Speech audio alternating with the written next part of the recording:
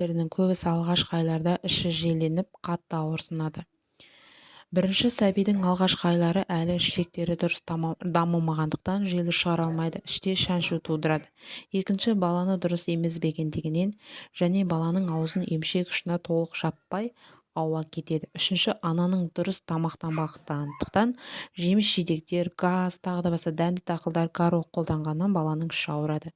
Төртіншіден, баланың ағзасына сай келмейтін смес бергендіктен. Баланың ішінің желін алдын алу үшін ең алдымен біз баланы дұрыс емізуіміз керек. Ауа кетіп қалмауы керек. Және де баланы еміз болған соң тік қалып ұстап кекіртуіміз керек.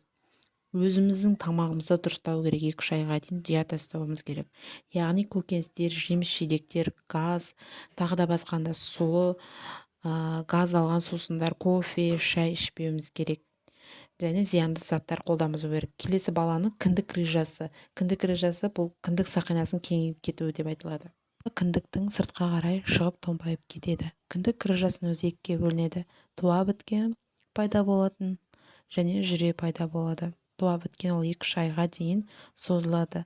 Ал жүре пайда болған ол өмір бақи жалғасады. Кіндік рижасын массаж арқылы емдеуге болады.